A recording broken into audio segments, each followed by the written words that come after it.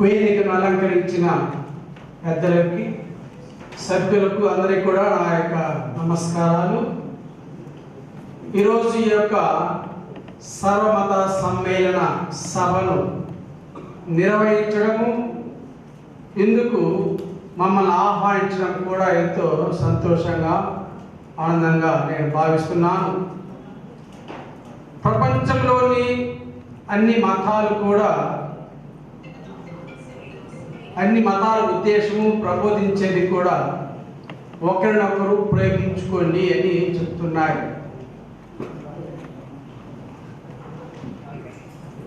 క్రైస్తవ మతంలో కూడా యేసు ప్రభు యొక్క బోధనలు మీకు అందరికీ తెలుసు. నీ వలె నీ పొరుగు వాడిని ప్రేమించు, నీ శత్రువుల కోసం ప్రార్థించు అని యేసుక్రీస్తు వారు ప్రబోధించారు. ఇక్కడ ఉన్న మనందరం కూడా ఏ ఒక్కరూ మనం ప్రేమించకుండా ఉండలేము. మనకు మన ప్రాణం మీద, మన శరీరం మీద ఎంతో మక్కువ, ప్రేమ. అదే విధముగా ఇతరులు కూడా అదే రీతిలో, అదే దృష్టిలో మనం చూడాలని యేసు ప్రభువు వారు బోధిస్తున్నారు. ప్రభు కేవలము ఆయన బోధించలేదు ఒకరినొకరు క్షమించుకోండి, ఒకరి తప్పిదాలు ఒకరు మన్నించుకొని సహజీవనము సహప్రాధత్వం కలిగి జీవించని కేవలం బోధించలేదు. ఆయన శిలువ మీద చంపబడి పట్టబడి ఆయన మనందరికీ కూడా ఒక మార్గదర్శకాన్ని ఇచ్చారు.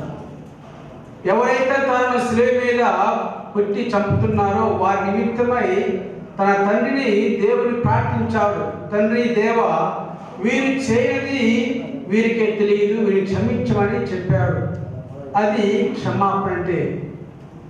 కాబట్టి ఎప్పుడైతే ఏ సమాజం అయితే, ఏ దేశం అయితే మతాలకు అతీతంగా, సంప్రదాయాలకు అతీతంగా, భాషలకు అతీతంగా ఒకరినొకరు ప్రేమించుకుంటారో ఆ దేశం, ఆ సమాజము అభివృద్ధి పదములోను, శాంతి పదములోను ముందుకు ప్రయాణిస్తుంది.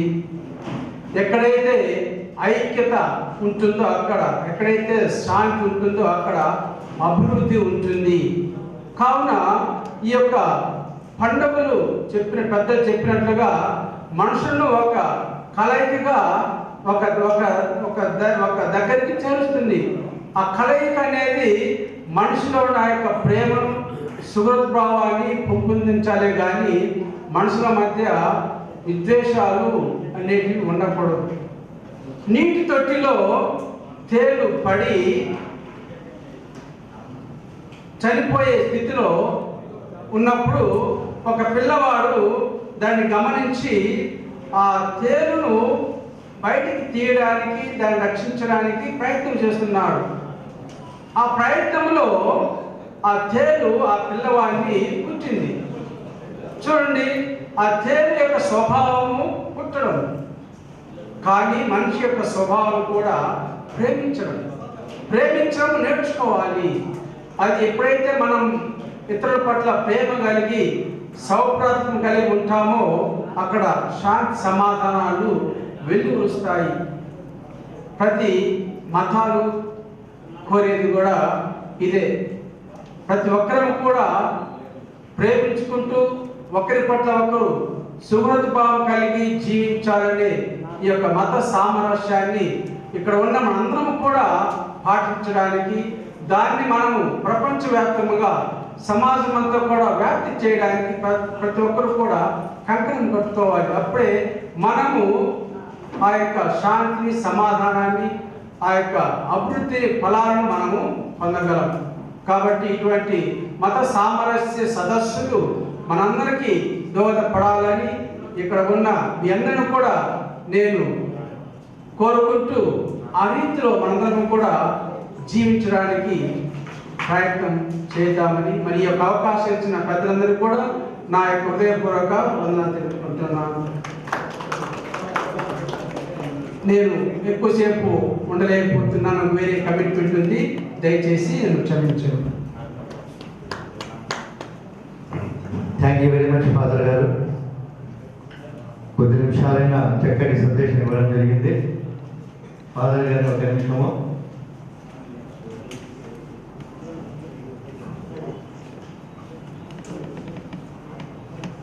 జమాత్ ఇస్లామీ కడప శాఖ తరఫున ఫాదర్ గారు కానుక స్వీకరించబడినదిగా కోరలు. సభాధ్యక్షులు మరియు వేద పండితులు మరి డాక్టర్ గారు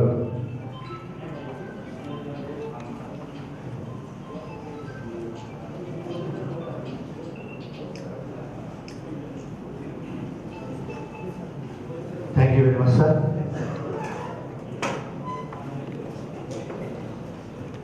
మన మధ్యన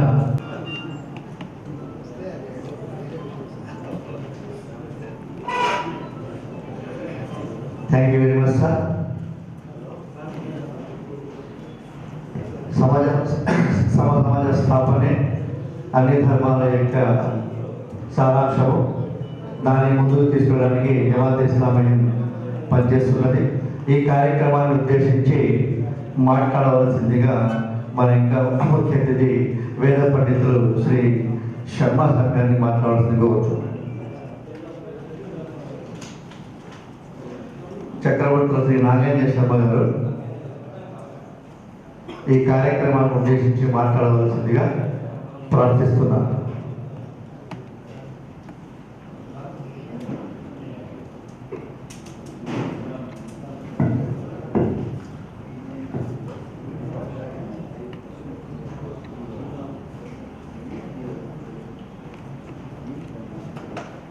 మిలాదీ నబీ పండుగ సందర్భంగా ఇక్కడ వేదికను అలంకరించినటువంటి పెద్దలందరికీ, అలాగే సభలో కూడా ఉన్నటువంటి మహనీయులందరికీ కూడా నేను ఆ భగవంతుని ఆశీస్సుల్ని కోరుకుంటూ 2 నిమిషాలు మాట్లాడి సెలవు తీసుకుంటాను, ఎవరికి ఇబ్బంది కలిగించకుండా. ఎందుకంటే చెప్పవలసిన విషయాలు చాలా పెద్దలు, వారందరూ కూడా చెప్పారు. అదే విషయం మళ్ళీ ఎవరు చెప్పినా కూడా, ఎందుకంటే కడప అనేది సర్వమత సామరస్యానికి చిహ్నమంటే కడపే. ఇక్కడ అన్ని మతాల వాళ్ళు ఎంత ఐకమత్యంగా ఉంటారు అనేది ఇక్కడ చెప్పవలసిన అవసరం లేదు. ఏనాటి నుంచో నేను ఇక్కడ చూస్తూ ఉన్నాను. అందువల్ల సర్వమత సామరస్యానికి చిహ్నం కడప. కాబట్టి ఇటువంటి ఈ కడప పట్టణంలో ఈ పండుగ సందర్భంగా జమాతే ఇస్లామీ హిందూ సంస్థ వారు నిర్వహించినటువంటి సభ ఈరోజు చాలా సంవత్సరాల తర్వాత మళ్ళీ అన్ని మతాల వారు కలిసి సభ జరపడం అనేది ఈ రోజే ప్రప్రథమం. చాలా సంవత్సరాలుగా కొంత బ్రేక్ పడింది. అంటే ఇలాంటి సభగా జరగాలని చెప్పి చాలాసార్లు మా మిత్రులు కానీ సభలో ఉన్నారు, ఆయన చాలాసార్లు నాతో ఉండడం కూడా జరిగింది. సర్వేత్ర సుఖినః సంతు సర్వే సంతు నిరామయా సర్వే భద్రాణి పశ్యంతు మా కశ్చిత్ దుఃఖమాప్నుయాతు. సర్వ మతాలు కూడా కోరుకునేది ఒకటే, సర్వేత్ర సుఖినః సంతు. ఈ భూమండల వాసులు సర్వులు కూడా సుఖంగా ఉండాలి అనేది భగవంతుని ఆశయం. సర్వేత్ర సుఖినః సంతు సర్వే సంతు నిరామయా. సర్వులు ఆరోగ్యవంతులుగా ఉండాలి. సర్వే భద్రాణి పశ్యంతు. సర్వులు కూడా మంచిని చేస్తూ మంచిని చూస్తూ అందరి జీవితాలు కూడా సంతోషంగా సాగాలనేది భగవంతుని ఆశయం. మా కశ్చిత్ దుఃఖమాప్నుయాతు. ఏ ఒక్కడు కూడా దుఃఖాన్ని పొందకూడదు.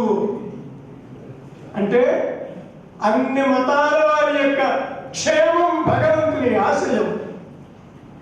అలాగే అన్ని దేశాల్లో, అన్ని రాష్ట్రాల్లో, అన్ని ప్రాంతాల్లో కూడా శాంతి నెలకొనాలి అని ఇందాక పెద్దలు చెప్పడం జరిగింది. అది కూడా ఒకే ఒక పద్యంలో పల్లె పల్లెలోన భ్రాతృత్వ సామ్రాజ్య విజయధ్వజంబులే వెలయుగాక, వాడవాడలలోన వర్ధమాన ప్రజా సంతోష ఘోషలే సాగుగాక, దేశ దేశాలలో ద్వేష దామాలచ్చారిగా మారిగల్ సమయుగాక, ఖండ ఖండాలలో ఈ భూమండలం మీద ఎన్ని ఖండాలైతే ఉన్నాయో అన్ని ఖండాలలో కూడా ఖండ ఖండాలలో కమనీయ సౌజన్య జన్య ప్రశాంతి యసంగుగాక. ఈ విధంగా భూమండలం అంతటా కూడా ప్రతి పల్లెలో, ప్రతి పట్టణంలో, ప్రతి దేశంలో, ప్రతి ఖండంలో కూడా శాంతి నెలకొనాలి అని భగవంతుని ఆశయం. ఎందుకంటే ఈనాడు ప్రపంచంలో అశాంతికి కారణం ఏమంటే కోపాగ్ని, ద్వేషాగ్ని. కాబట్టి ఈ కోపం అనేది ఎంత ప్రమాదకరమైనది అంటే, ఈ కోపం వల్ల ఎప్పుడైతే మనిషికి కోపం పెరిగిపోతుందో తెలివి నశించిపోతుంది. తద్వారా తనకు తాను నష్టం చేసుకుంటాడు, ఇతరులకే నష్టం చేస్తాడు. కాబట్టి భూమండలం మీద ఉన్నటువంటి ఏ మనిషికి కూడా కోపం అనేది ఉండకూడదు, ద్వేషం అనేది ఉండకూడదు. సమాజంలో ఎప్పుడు కూడా శాంతి, సహనం, ఓర్పు, నేర్పు ఇవన్నీ కూడా సమాజాన్ని రక్షిస్తాయని చెప్పి అన్ని మత గ్రంథాలు కూడా అందరి క్షేమం కోసం ఎన్నో ఎన్నో మంచి మంచి విషయాలని, ధర్మాలని కూడా అన్ని మత గ్రంథాలు కూడా, అంటే హిందూ మత ధర్మ గ్రంథమైనటువంటి వేదము, అలాగే ముస్లిం మత గ్రంథమైనటువంటి ఖురాను, అలాగే క్రైస్తవ మత గ్రంథమైనటువంటి బైబిల్ కూడా, అన్ని మత గ్రంథాలు కూడా శాంతి, సహనం, ఓర్పు, నేర్పు ఇవి కలిగి ఉండండి. వీటి వల్ల సమాజానికి మేలు జరుగుతుంది, మీ ఆరోగ్యానికి మేలు జరుగుతుంది అని చెప్పి ఈ విధంగా సర్వమత గ్రంథాలు కూడా ఈ విధంగా చెప్పడం జరిగింది. అందరూ కూడా బాగుండాలని చెప్పి పండుగ సందర్భంగా కోరుకుంటూ నేను ఇంతటితో సెలవు తీసుకుంటున్నాను.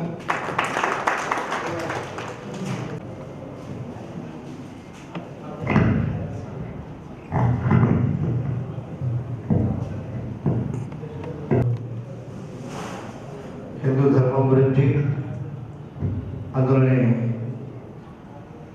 సారాంశం చక్కగా తెలియజేయడం గురించడం జరిగింది. వారికి ధన్యవాదాలు తెలియజేసుకుంటూ మరొక అతిథి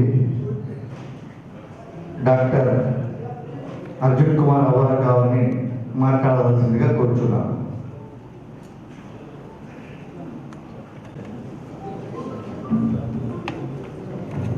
గుడ్ ఈవినింగ్ ఎవ్రీవన్. సభని అలంకరించినటువంటి పెద్దలు, ఇటువంటి కార్యక్రమానికి నన్ను పిలవచ్చు అని జమాతే ఇస్లామీ హింద్ కడప శాఖ వారికి నా ధన్యవాదాలు. ఎందుకంటే ఇటువంటి కార్యక్రమం అటెండ్ కావడం ఇది ఫస్ట్ టైం. సో ఇటువంటి కార్యక్రమం అటెండ్ అయితేనే మనకు ఇంత మత సామరస్యంగా మనం ఎందుకున్నాము అని తెలుస్తుంది. బేసికలీ నేను ఇక్కడే పుట్టాను, ఇక్కడే చదువుకున్నాను. చదువుకున్నప్పటి నుంచి నేను చదువుకున్న school new angels English medium high school.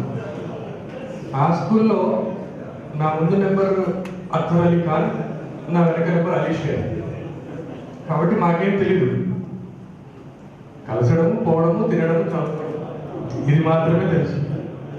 వాళ్ళ పండగ మా పండగ తేడా లేదు, అందరం కలవడము. పండగ అంటే సెలవు ఫస్ట్, తర్వాత సెలబ్రేషన్. సెలబ్రేషన్ అంటే ఏంటి? తినడం, ఆడుకోవడం. స్కూల్ లైఫ్ ఇలా జరిగిపోయింది. సో మనం కాలేజ్ ఇంటర్మీడియట్కి వచ్చిన తర్వాత చదువుకోవడం తప్పించి ఏం తెలియదు, చదువు చదువు చదువు. ఇప్పుడు మనం మాట్లాడుకుంటున్నాం, పెద్దవాళ్ళు మాట్లాడారు. సో బ్రదర్హుడ్ అంటే సోదర భావం, ఇది మనకు స్కూల్ నుంచే అలవాటు. సో ఎవరైతే మన క్లాస్లో ఉంటారో, పిల్లలు ఉంటారో, కలిసి చదువుకుంటారో వాళ్ళందరూ మనకు సోదరులతో సమానం. సో ఎవరి నుంచే బ్రదర్, అందరితో అక్కడ మనకు సోదర భావం వస్తుంది. సో ఫెస్టివల్, ఈద్ మిలాప్ అంటే సెలబ్రేషన్, కలయిక. సో కలయిక ఎలా కలుగుతుంది మనకు? వాళ్ళ ఫెస్టివల్ మనకి హాలిడే వస్తుంది, మన ఇంటికి క్యారేజ్ వస్తుంది. సో ఇంటికి క్యారేజ్ వస్తుందంటే అర్థం ఏంటి? మన గురించి వాళ్ళు కూడా ఆలోచిస్తున్నారు. సో మనం ఏదైనా ఫ్రెండ్గానే ఆలోచించుకోవాలి, లేదంటే బ్రదర్హుడ్గానే ఆలోచించుకోవాలి. ఈ సెలబ్రేషన్ని ఎంజాయ్ చేస్తున్నాం. తర్వాత పెద్దలు మాట్లాడుతూ ఫాస్టింగ్ గురించి చెప్పారు. ఒక డాక్టర్గా నేను చెప్పేది ఏంటంటే, ఈ ఇంటర్మీడియట్ ఫాస్టింగ్ అయితే రీసెంట్ టైమ్స్లో బాగా పాపులర్ అయిపోయింది. ఒక 16 hours to 18 hours ఫాస్టింగ్ చేస్తే నిజంగానే గట్ అంతా క్లెన్స్ అవుతుంది. బాగా ఈ క్లెన్సింగ్ అవ్వడం వల్ల చాలా మటుకు బరువు తగ్గడం, బరువు సంబంధించిన ఇబ్బందులు జబ్బులు ఉన్న వాటిని తగ్గించుకోవడం జరుగుతుంది. కానీ కంపల్సరీగా డాక్టర్ గారి పర్యవేక్షణలో మాత్రమే జరగాలి. అందరూ చేయకూడదు. అందరూ చేస్తే మాత్రం ఇబ్బంది అవుతుంది. ఇప్పుడు ఫర్ ఎగ్జాంపుల్ రంజాన్లోనే కొంతమంది అడుగుతూ ఉంటారు, వాళ్ళలో కొంతమందికి మాత్రం మేము సజెషన్ ఇస్తాం. నేను చెప్పేది ఒకటే, 3 important days ఫర్ రంజాన్. ఈ 30 daysలో ఫస్ట్ స్టార్టింగ్ డే, తర్వాత బడి రాత్, తర్వాత రంజాన్ డే. ఈ 3 రోజులు చేయండి, మిగతా రోజులు వద్దు. సో ఇంపార్టెంట్ డేస్ మాత్రమే చేయండి అని చెప్తారు. అంటే నాకు కూడా తెలియదు, పెద్దలు ఎవరో చెప్పారు, ఖురాన్లోనే ఉంది, పూర్తి ఆరోగ్యంగా ఉంటేనే రోజా ఉండాలి. ఇక్కడ వచ్చిన వాళ్ళు చాలా మందికి నేను పేషెంట్గా నాకు తెలుసు, డాక్టర్గా నేను తెలుసు, కానీ ఇది కొత్త. తర్వాత దీంట్లో మనం రంజాన్లో మనం చేసేది ఏంటి? అర్లీగా తింటాము, అంటే అర్లీగా లేస్తాం. సో ఎప్పటి నుంచో ఉండేది ఏంటంటే early to rice and early to bed. పొద్దున్నే త్వరగా లేయడము, త్వరగా పడుకోవడం అనేది ఆరోగ్యానికి మంచిది. సో ఈ పాయింట్ మనకు ఇక్కడ ఫిట్ అవుతుంది. తర్వాత ఆరోగ్యం అంటే ఏంటి? ఫిజికల్గా, మెంటల్గా, సోషల్గా వెల్బీయింగ్ ఉంటుంది. ఫిజికల్గా, మెంటల్గా, సోషల్ వెల్బీయింగ్ ఉండేదని ఆరోగ్యం అంటారని World Health Organization definition. So ఈ సూత్రం మనము ప్రతిరోజు చేసేది. రావాలంటే శారీరకంగా ఆరోగ్యంగా ఉండాలి, మానసికంగా ఆరోగ్యంగా ఉండాలి, అదే పరంగా మనము సోషల్గా ఆనందంగా ఉండాలి, ఆరోగ్యంగా ఉండాలి. ఇదంతా ఎప్పుడు జరుగుతుంది? సోదరభావంగా ఉండి, మత సామరస్యంగా ఉండి, అందరు కలిసి ఉంటేనే జరుగుతుంది. ఫిజికల్గా ఉండేదానికి మనం చేసే ప్రయత్నం ఏంటి? ఆరోగ్యం కోసం కొన్ని మానేస్తాము, కొన్ని మంచి అలవాట్లు చేసుకుంటాం. మెంటల్గా ఉండడం కోసం ఆనందంగా ఉండాలి అంటే సెలబ్రేట్ చేసుకోవాలి. అందుకోసమే ఫెస్టివల్స్ అనేటువంటి. సోషల్ వెల్బీయింగ్ ఎప్పుడు వస్తుంది? అందరూ కలిసి సెలబ్రేట్ చేసుకుంటే సోషల్ వెల్బీయింగ్. సో ఇదంతా కూడా ఈరోజు నేను తెలుసుకున్నది ఏంటంటే, ఈ వరల్డ్ హెల్త్ ఆర్గనైజేషన్ డెఫినేషన్ ఏం చెప్తోంది? అందరూ కలిసి ఉండండి, ఆనందంగా ఉండండి, ఆరోగ్యంగా ఉండండి. Thank you. ఈ అవకాశం ఇచ్చిన జమాత్ ఇస్లాం హింద్ కడప శాఖ వారికి నా కృతజ్ఞతలు. Thank you very much sir. Doctor గారు కన్నడశాలలో ఈ పండుగ గురించి వివరించడం జరిగింది. వారికి కూడా ధన్యవాదాలు తెలియజేసుకుంటున్నాము. ఇప్పుడు పెద్దలు డాక్టర్ బాలరెడ్డి సార్ గారిని సభ నుంచి మాట్లాడాల్సిందిగా కోరుతున్నాను.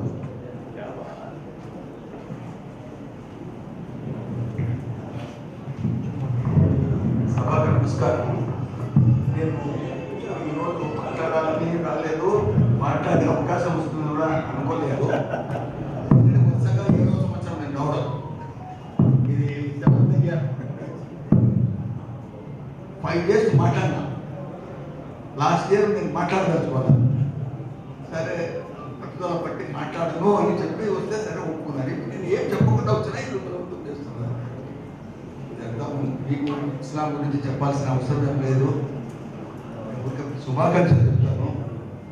మనమందరం హ్యాపీగా ఉన్నాం. No difference in between any human beings. Human being అందరూ ఒకటే అనేది వే ఆఫ్ లివింగ్. ఎవరి ఇష్టం అంటే ఏం ప్రాబ్లము ఉంటే నాకేం ప్రాబ్లము. ఇప్పుడు బుర్కా వాళ్ళు వేసుకుంటారు, నీకేం ప్రాబ్లమా? నువ్వు చొక్కా ఇందాక వేసుకుంటేనే ప్రాబ్లం వాళ్ళకు. ఇప్పుడు లేడీస్ ఉన్నారు, బుర్కా వేసుకుంటే మనకి ఏం ప్రాబ్లము? అదే లేడీస్ నీలో వేసుకుంటేనే ప్రాబ్లము. కాబట్టి నీకు ప్రాబ్లమ్స్ అనేది ఎన్నిసేస్ చేయడంలో ఉంది. వాళ్ళ కష్టం, వాళ్ళ ఇష్టం, నీకేం ప్రాబ్లం? అట్లనే ఇంకా కొంచెం నేర్చుకోవాలి. మీరు మరి మాడేస్గా ఉందాం, నాన్ సెన్స్. అట్లా మ్యారేజ్ ఫ్రమ్ ఈచ్ అదర్. వాళ్ళ నుంచి వీళ్ళు నుంచి వాళ్ళు తెలుసుకోవాల్సింది చాలా ఉన్నాయి. నేను ఇంకొక అకేషన్లో కొద్దిసేపు వేరే ఆస్పెక్ట్లో మాట్లాడాలనుకుంటున్నాను. సభా పర్మిట్ చేసినాడు. తర్వాత ఎప్పుడైనా